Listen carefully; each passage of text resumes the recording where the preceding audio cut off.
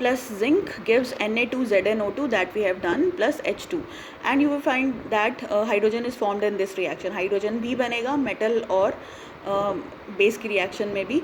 And however such reactions are not possible with all metals, क्योंकि वो हमने reason discuss कर लिया. ये भी इलेक्ट्रॉन डोनर है और ये भी इलेक्ट्रॉन डोनर की तरह एक्ट करता है, डोनेट करने वाले दोनों हैं.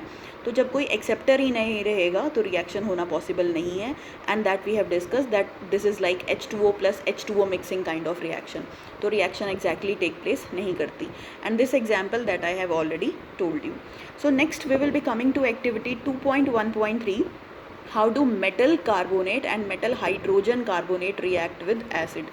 मेटल कार्बोनेट लाइक आपका सोडियम कार्बोनेट, मैग्नीशियम कार्बोनेट और उन्हीं के रिस्पेक्टिव हाइड्रोजन कार्बोनेट लाइक ये हैं आपके Na2CO3. This is washing soda, and NaHCO3 this is your baking soda that you can commonly find at your homes also. अपने घर पे आपको ये सब चीज़ें मिल जाती हैं. So we will be doing this topic now कि रिएक्शन कार्बोनेट या हाइड्रोजन कार्बोनेट मेटल के स्पेशली जब एसिड्स में रिएक्ट किए जाते हैं, एसिड्स के साथ रिएक्ट किए जाते हैं तो क्या प्रोडक्ट्स फॉर्म होते हैं.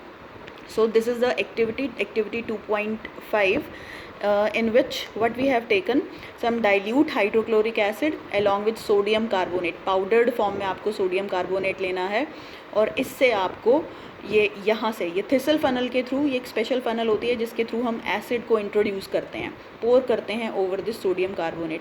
And again from this delivery tube we will be collecting the gas whatever is formed and other things are collected in this solution. See, carbon dioxide gas is evolving. So let us come to the reaction part first. Na2CO3 plus HCl aqueous form. Water के अंदर आपने इसका solution बनाया है, solid में आपने Na2CO3 लिया, NaCl aqueous solution में रहा, वाटर निकल गया और CO2 जो है यहाँ पर वो मेन इंपॉर्टेंस की चीज़ है, क्योंकि जैसे ही आप ये रिएक्शन करते हो you will find brisk effervescence. Effervescence I have already told you in the case of this previous reaction activities. Effervescence means the evolution of CO2 bubbles out of some test tube. जब हम क्या करते हैं, cold drink की bottle को हम shake करते हैं, विगरसली शेक करते हैं, then also you can see the CO2 bubbles coming out at a very high speed. So that process of evolution of CO2 bubbles, that is called as effervescence.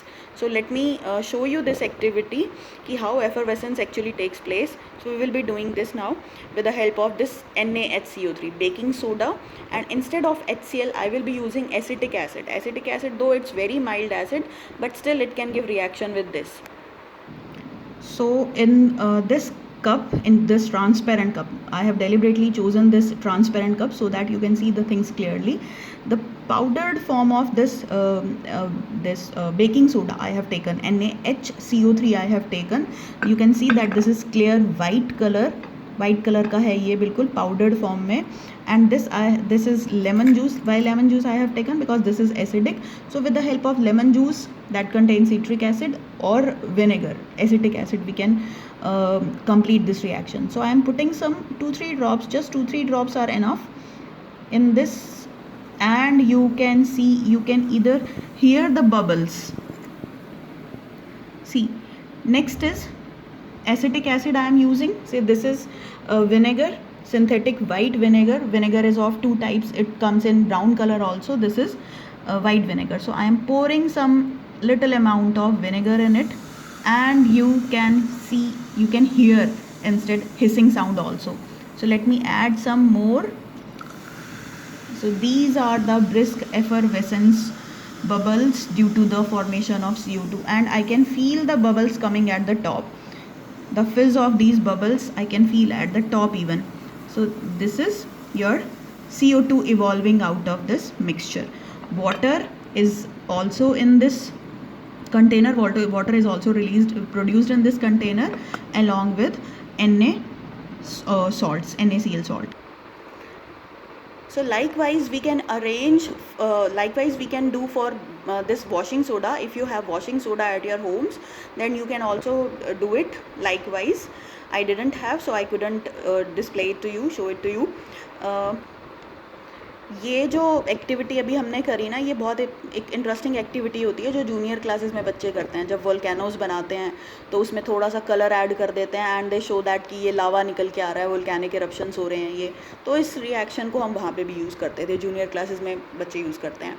So next is this is very important line, on passing the carbon dioxide evolved through the line water. अब हमने क्या करना है, यहाँ पर हमारे पास CO2 gas release हुई। Like इस प्रीवियस एक्टिविटी में हमने क्या किया था, H2 गैस जो निकली है उसको हम मैचस्टिक से टेस्ट करते हैं। जो भी हमारे पास गैसेस निकलती हैं वो हमें टेस्ट करनी होती हैं कि विच गैस इज़ दिस। तो टेस्ट करने के लिए हर गैस का अपना एक अलग सेपरेट टेस्ट होता है। लाइक हाइड्रोजन के लिए हम पॉपिंग साउंड टेस्ट यूज़ करते हैं, CO2 को टेस्ट करने के लिए हम लाइन वाटर टेस्ट करते हैं। लाइन वाटर टेस्ट के लिए हमने क्या किया, CaOH2. CaOH2, you already know that it is a mixture of calcium oxide quicklime plus water. Quicklime is calcium oxide, and when these two are mixed together they form lime water. This is clear transparent solution. This is बिल्कुल transparent solution होता है, colourless solution होता है। और जब हम इसके अंदर CO2 डालते हैं जो इस गैस में से रिलीज़ हुई, उस CO2 को हमने यहाँ डिलीवरी ट्यूब के थ्रू कलेक्ट किया था, और इस CO2 को जब हम लाइम वाटर में ऐड करते हैं तो लाइम वाटर क्लाउडी होना शुरू हो जाता है, मिल्की होना शुरू हो जाता है, वो थोड़ा सा वाइटिश कलर में आना शुरू हो जाता है। वाइट कलर में क्यों आता है, क्योंकि CO2 और आपका जो ये CaOH2 है इसमें रिएक्शन होती है so as to form CaCO3 calcium carbonate, जिसको हम मार्बल या लाइमस्टोन भी बोलते थे, फर्स्ट चैप्टर में हमने किया था। तो this white precipitate is going to give cloudy white milky color to the reaction mixture.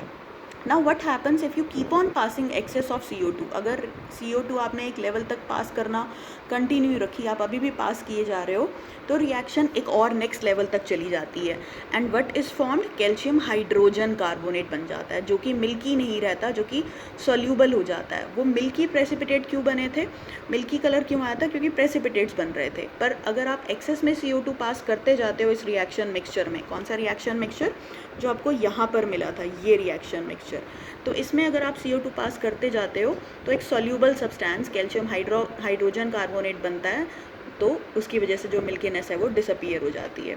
Now these are the different forms of this calcium carbonate that you have to read of your own. So in this way the reaction is being summarized, metal carbonate, or either you take metal hydrogen carbonate, they both give salt and CO2 plus H2, and this is very important reaction. Next reaction is very simple that we have covered in chapter 1 also, how do acids and bases react with each other. So this is basically neutralization reaction. Acids and bases are opposite of each other, so they nullify each other's effect, एक दूसरे के effect को काट देते हैं। तो हमने यहाँ पर यही लिया, NaOH लिया हमने, और फ्यू ड्रॉप्स ऑफ फिनॉल्फिलिन। फिनॉल्फिलिन जो था वो मैंने आप लोगों को बताया था इंडिकेटर्स वाली उसमें कि फिनॉल्फिलिन, और अगर आप बेस ऐड करते हो तो we will be getting pink colour, nice pink colour, but phenolphthalein in acid remains colourless. So what is the colour of solution, pink. Now add dilute HCl to the above solution drop by drop. जब आपने ये दोनों mix करे तो आपको एक beautiful pink colour मिलेगा। अब वो पिंक कलर आ गया, अब आपने उस मिक्सचर के अंदर, फिनॉल्फिलिन और बेस के मिक्सचर के अंदर HCl डालना है। Next is there any colour change, colour change होगा ऑब्वियसली, क्योंकि बेस क्या कर रहा है, एसिड को न्यूट्रलाइज और vice versa.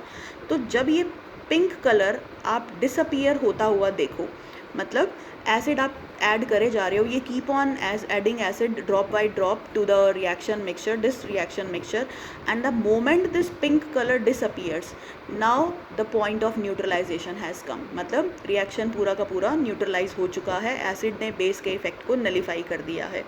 So next is why did the colour, यहाँ पर कलर चेंज हुआ, पिंक कलर फेड होना शुरू हो जाएगा। Why did the colour of phenolphthalein changes after the reaction of an acid, because acid and base are trying to neutralise each other. Now add a few drops of NaOH। दोबारा से अगर आप NaOH डालोगे, अगर NaOH ज़्यादा होने लग जाएगा तो दोबारा से कलर चेंज होने लग जाएगा। तो does the pink colour of phenolphthalein reappear, yes. तो न्यूट्रलाइजेशन रिएक्शन रिवर्स होनी शुरू हो जाती है। So this is the neutralisation reaction, you will be getting salt and water. So next is reaction of metal oxides with acid. So metal oxides or non-metal oxides we have done in first video for the in which we have covered the introduction of the chapter कि how acids and bases are generally formed. तो उस reaction से आप metal oxide और non metallic oxides का पढ़ के आओ, फिर हम ये रिएक्शन आगे नेक्स्ट स्टार्ट करते हैं।